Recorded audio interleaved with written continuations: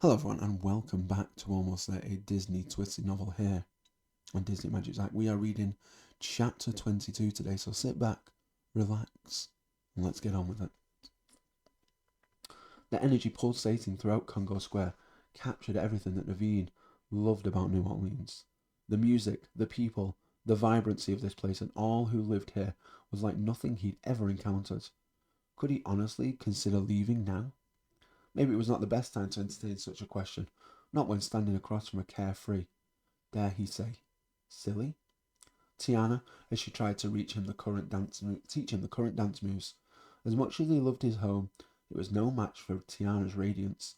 If given the choice between being here with her or returning to his home in Maldonia, he would choose Tiana every single time. Are you paying attention? She asked him. Hold on, Naveen said. You're going too fast. Now what am I supposed to do with my legs? It goes like this, she says. She bent her knees and pivoted her toes in and out. Then she executed alternating kicks in time with the music, all while counting the steps and trying to direct him to follow along. Naveen over-exaggerated the moves in hoping of eliciting a certain response from her. She rewarded him by throwing her head back and letting out a peal of that magical laugh of hers.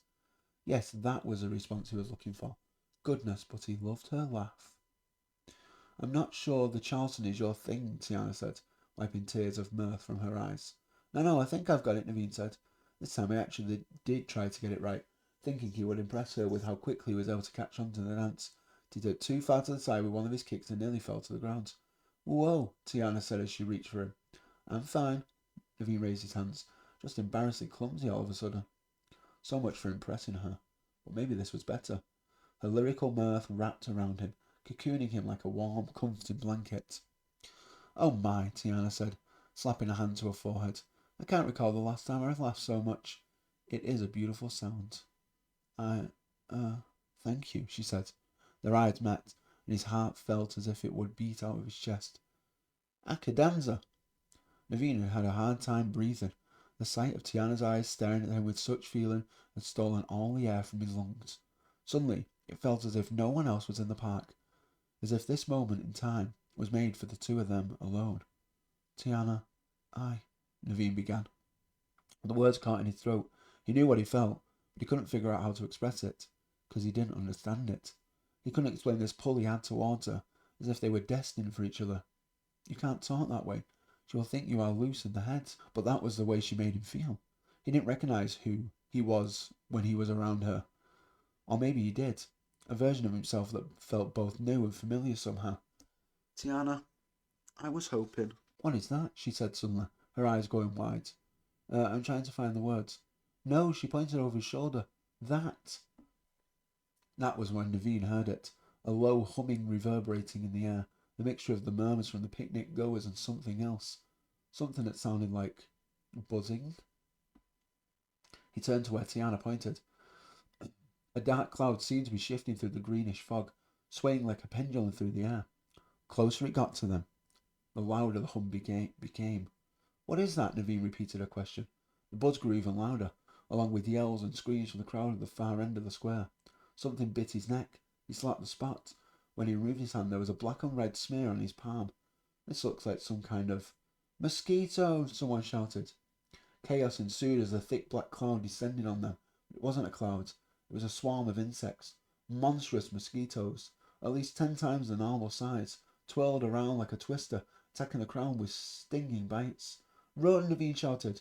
He provided cover for Tiana, shielding her from the torrent of bugs and dodging the people who scattered around the square, seeking shelter from the invasion. Grown men fell to the ground as the enormous insects ambushed them, jabbing at them with their extra long beaks. He and Tiana raced over to where Mr. James, Miss Eudora, and Charlotte all huddled underneath a blanket where they just picnicked. Mr. James lifted the edge, motioning for Tiana and Naveen to join.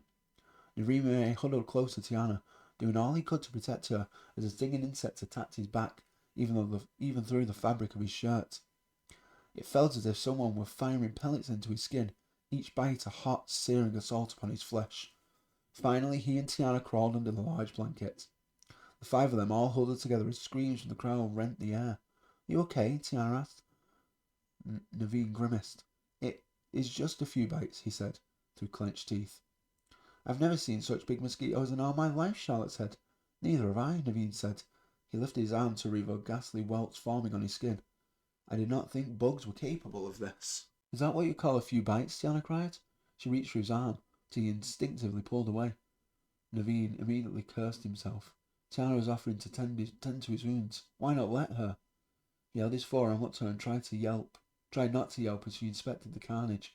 She gently wiped away the blood with her thumb, showing no concern for her dress, which was now stained. Where did the mosquitoes come from? Charlotte cried. It's not even summertime. You're right, Charlotte, Miss Eudora said. These are early. Much too early, Tiana said. Naveen was not sure he'd ever seen such venom in her eyes. And I think I know what brought them here.